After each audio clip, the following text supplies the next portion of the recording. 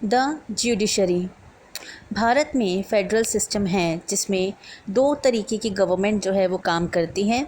सबसे पहले सेंटर पे और दूसरी जो है वो स्टेट्स लेवल पर काम करती है।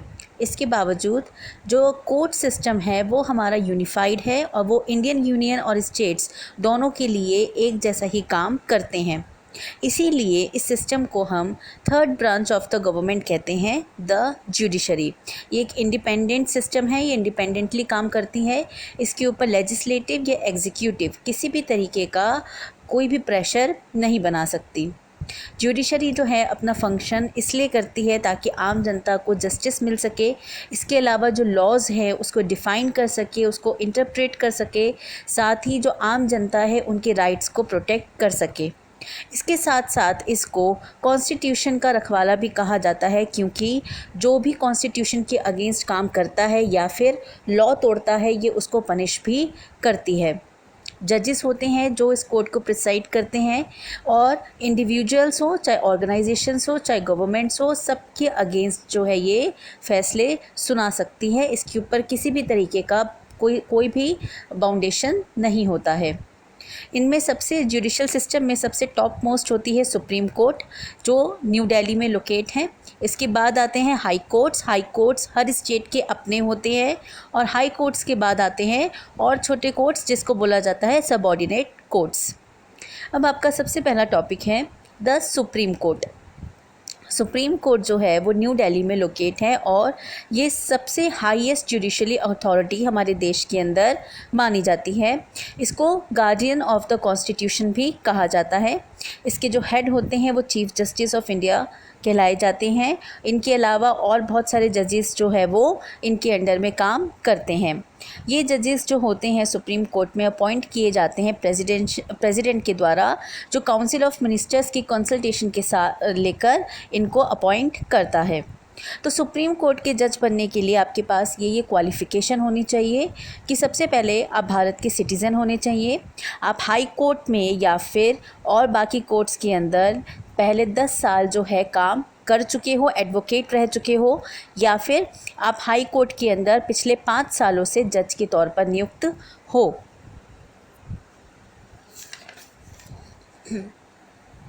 सुप्रीम कोर्ट के जो जज होते हैं वो 65 ईयर्स तक अपना ऑफिस संभालते हैं। प्रेसिडेंट जो है उनको डिसमिस नहीं कर सकता है जब तक उनकी एज, उनका टर्म जो है वो पूरा नहीं हो जाए। सुप्रीम कोर्ट के जजेस तभी हटाए जा सकते हैं जब उनके अगेंस्ट मिसबिहेवियर या इनकैपेसिटी का जो इल्ज़ाम है वो प्रूव हो जाए, और इसको बोला जाता है इम्पीचमेंट मोशन। अब आता है आपका powers of the supreme court. Supreme court के पास 3 तरीके की पावर होती है जजमेंट सुनाने की, सिविल और क्रिमिनल दोनों केसेस में। सबसे पहले है ओरिजिनल जुरिस्डिक्शन, उसके बाद है एपेलेट जुरिस्डिक्शन, और उसके बाद है एडवाइजरी जुरिस्डिक्शन। इसके अलावा उसको the guardian of the constitution कहा जाता है और कोर्ट ऑफ रिकॉर्ड भी कहा जाता है। सबसे पहले है आपका ओरिजिनल जुरिस्डिक्शन। कुछ केसेस जो डायरेक्टली सुप्रीम कोर्ट में लाए जाते हैं, पहली बार ही सुप्रीम कोर्ट में लाए जाते हैं, उससे पहले ये किसी भी कोर्ट में नहीं गए होते, उनको बोला जाता है ओरिजिनल जुरिस्डिक्शन। ये केसेस होते हैं जैसे अगर यूनियन गवर्नमेंट या स्टेट गवर्नमेंट में किसी भी प्रकार का डिस्प्यूट हो जाए या तो ये डिस्प्यूट्स को सॉल्व करवाने के लिए हम डायरेक्टली सुप्रीम कोर्ट जा सकते हैं। अगर किन्हीं 2 या 2 से ज़्यादा स्टेट्स के बीच में गवर्नमेंट में डिस्प्यूट्स हो जाए तो डायरेक्टली हम सुप्रीम कोर्ट में अपील कर सकते हैं।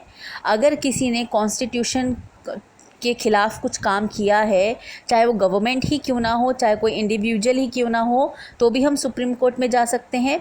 और किसी ने अगर फंडामेंटल राइट्स के अगेंस्ट काम करने की कोशिश की हो तो भी हम सुप्रीम कोर्ट में डायरेक्टली जा सकते हैं। नेक्स्ट है आपका एपेलेट जुरिस्डिक्शन। सुप्रीम कोर्ट जो है उन सारे जजमेंट्स को भी सुनता है जो पहले हाई कोर्ट दे चुका है। इसको बोलते हैं हम एपेलेट जुरिस्डिक्शन, यानी कि हम हाई कोर्ट की जो जजमेंट होते हैं उसके अगेंस्ट हम लोग अगर सेटिस्फाई नहीं हैं उनकी जजमेंट से, तो हम सुप्रीम कोर्ट में अपील कर सकते हैं। लेकिन सुप्रीम कोर्ट का जो डिसीज़न होता है वो फाइनल होता है, इसीलिए सुप्रीम कोर्ट हाई कोर्ट के डिसीज़न को चेंज भी कर सकता है अगर उसको लगता है कि अगर इसमें चेंज करने की ज़रूरत है। नेक्स्ट है आपका एडवाइजरी जुरिस्डिक्शन। सुप्रीम कोर्ट जो है प्रेसिडेंट को एडवाइस भी कर सकता है लीगल या कॉन्स्टिट्यूशनली इश्यूज़ के ऊपर, लेकिन प्रेसिडेंट जो है वो बाउंड नहीं होता कि उसको इन एडवाइस को मानना ही पड़ेगा। रिवाइजरी जुरिस्डिक्शन, सुप्रीम कोर्ट के पास ये पावर होती है कि वो किसी भी जजमेंट को दोबारा से रिव्यू के लिए बुला सकता है, दोबारा से रीओपन करवा सकता है जो पहले पास हो चुकी है, क्योंकि अगर उसको लगता है कि ये फैसला सुनाने में कोई गलती हो गई है तो उस गलती को करेक्ट करने का हक जो है वो सुप्रीम कोर्ट के पास होता है।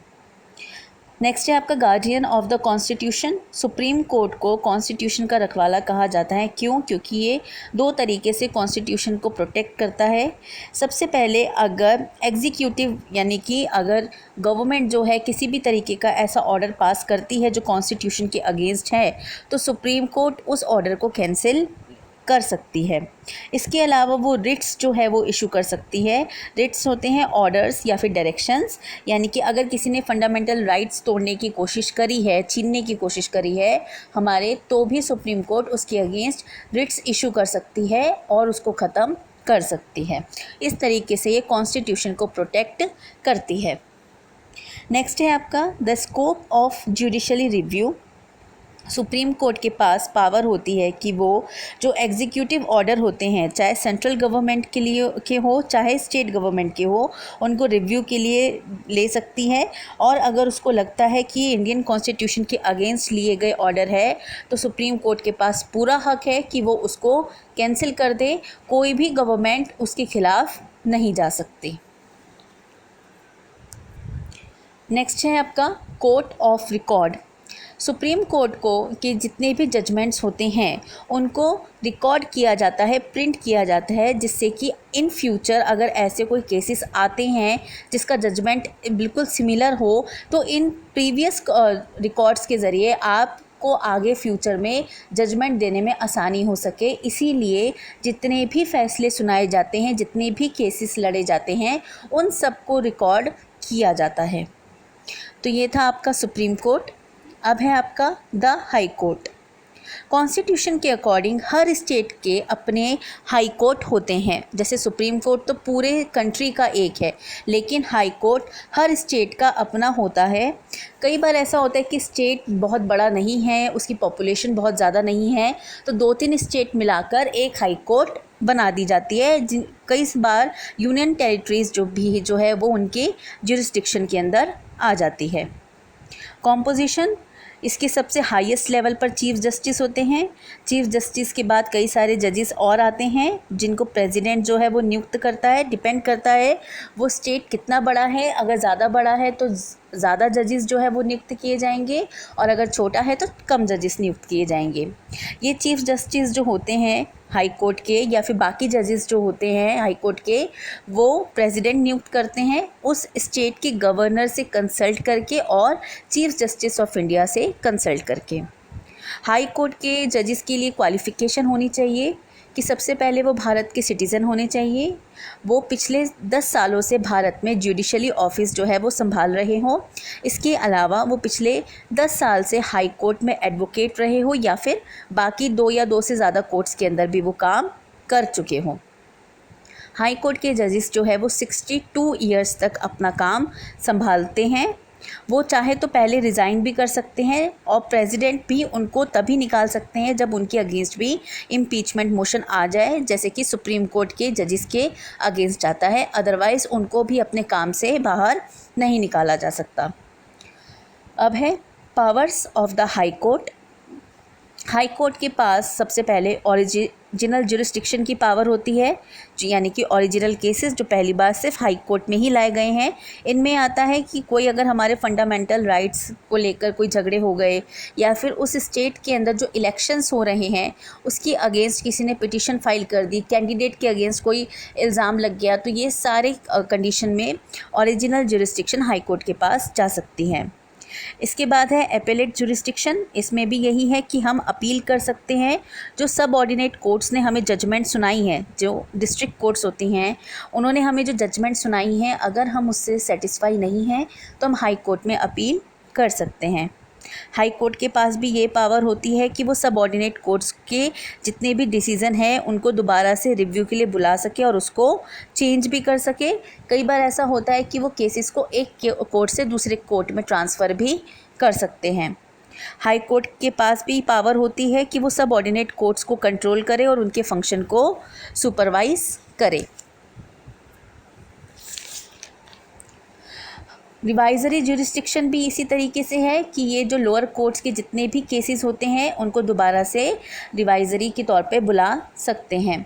इनके भी जितनी भी प्रोसीडिंग्स होती हैं, जितने भी डिसीज़न लिए जाते हैं, उन सबको रिकॉर्ड किया जाता है ताकि फ्यूचर में लोअर कोर्ट्स में अगर ऐसे केसेस आए तो वो हाई कोर्ट का एग्जाम्पल लेकर जजमेंट दे सके। दोनों ही सुप्रीम कोर्ट और हाई कोर्ट जो है उन दोनों के पास पावर होती है कि वो रिट्स जो है इशू कर सकें। रिट्स जो है वो एक्चुअल में एक रिटन कमांड है या फिर एक लीगल डॉक्यूमेंट है जो ऑर्डर और डायरेक्शन देता है किसी भी पर्सन को कि आपको ये काम करना है, आपको ये काम नहीं करना है। ये हमारे फंडामेंटल राइट्स को प्रोटेक्ट करने के लिए भी इशू किए जाते हैं। कुछ आपको इसमें एग्जाम्पल दिए हुए हैं जैसे कि हेबियस कॉर्पस, मैंडेमस एक्सेट्रा। अब आपके पास नेक्स्ट टॉपिक है सबऑर्डिनेट कोर्ट्स। हाई कोर्ट के नीचे के जो लेवल के कोर्ट्स माने जाते हैं उनको कहा जाता है सबऑर्डिनेट कोर्ट्स। ये हाई कोर्ट के अंडर काम करते हैं। ये 3 टाइप के होते हैं, civil court, criminal court and revenue court. अब है आपका पंचायत कोर्ट। पंचायती सिस्टम के लेवल पर यानी कि विलेज लेवल पर जो कोर्ट काम करती है, बहुत छोटे लेवल पर, उसको बोला जाता है न्याय पंचायत। न्याय पंचायत कोर्ट जो है वो कई सारे गाँव को मिलाकर एक बनाई जाती है और ये बहुत छोटे छोटे जो सिविल और क्रिमिनल केसेस होती हैं उनको सॉल्व करती है। जैसे कि ट्रेस पासिंग की, एक की ज़मीन के ऊपर दूसरे ने कब्ज़ा कर लिया, या पर्सनली कोई डिस्प्यूट्स या छोटी मोटी चोरी के जो केसेस होते हैं वो ये सॉल्व करती है। ये ज़्यादा से ज़्यादा 100 रुपये तक का फ़ाइन लगा सकती है, इससे ऊपर का फ़ाइन नहीं लगा सकती। और अगर आप इनके डिसीज़न से सेटिस्फाई नहीं हैं तो आप हाई कोर्ट में अपील भी कर सकते हैं।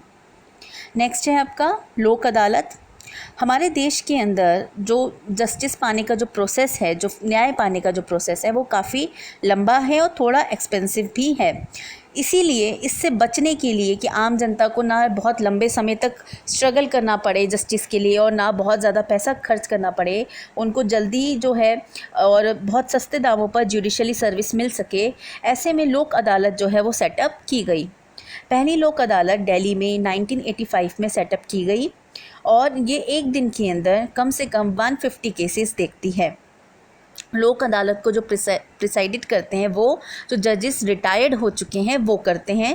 ये बहुत छोटे छोटे केसेस जो है वो सॉल्व करते हैं और इस तरीके से करते हैं कि इसमें वकील की ज़रूरत नहीं होती है। जो 2 पार्टीज़ जिनके बीच में झगड़ा चल रहा है वो डायरेक्टली जाती हैं इनके पास, अपनी अपनी बातें रखती है, डिस्कशंस होते हैं और सिचुएशंस जो है वो रखती हैं, कॉम्प्रोमाइज़ की सिचुएशंस जो है वो दिखाई जाती है। एनकरेज किया जाता है उनको कि आप अपनी जो प्रॉब्लम्स है बहुत ईजीली इसको यहीं पर सॉल्व कर दो ताकि आपको आगे ना जाना पड़े। इसीलिए लोक अदालत काफ़ी पॉपुलर है क्योंकि बहुत आसान तरीके से और बहुत सस्ते दामों पर जल्दी ही ये आपको जस्टिस प्रोवाइड कराती है। नेक्स्ट है आपका लीगल एड।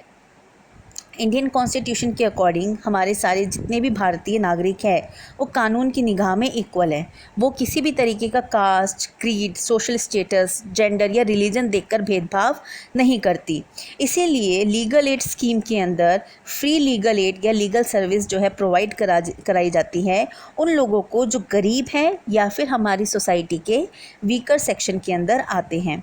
इनको फ्री लीगल सर्विस प्रोवाइड कराई जाती है कि इनके ऊपर पैसे का ज़्यादा दबाव ना पड़ सके। इनमें कौन कौन सी कैटेगरी के लोग आते हैं? सबसे पहले वो लोग जो शेड्यूल कास्ट, शेड्यूल ट्राइब्स या फिर बैकवर्ड क्लासेस से बिलोंग करते हैं, वो लोग जिनको स्पेशल नीड्स है, बहुत ज़्यादा स्पेशल ज़रूरतें होती हैं, वो विमेन या चिल्ड्रन आते हैं, वो लोग विक्टिम्स जो ह्यूमन ट्रैफिकिंग या फिर बैगर्स के तौर पे जो है वो कुछ झेल चुके हो, तकलीफ़ें झेल चुके हो, उनको जो है फ्री लीगल एड जो है वो प्रोवाइड कराया जाता है। इसके अलावा वो लोग जिनकी इनकम बहुत कम है, गवर्नमेंट ने जो इनकम बनाई गई है, मतलब जो बिलो पॉवर्टी लाइन से भी नीचे आते हैं वो माने जाते हैं, वो लोग, उनको फ्री लीगल एड प्रोवाइड कराया जाता है।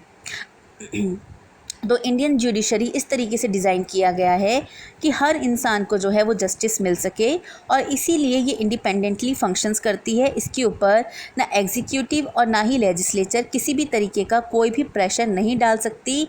ये हर ऑर्गन से फ्री है और बिना किसी भेदभाव के काम करती है। इसी के साथ आपका ये चैप्टर ख़त्म हो जाता है।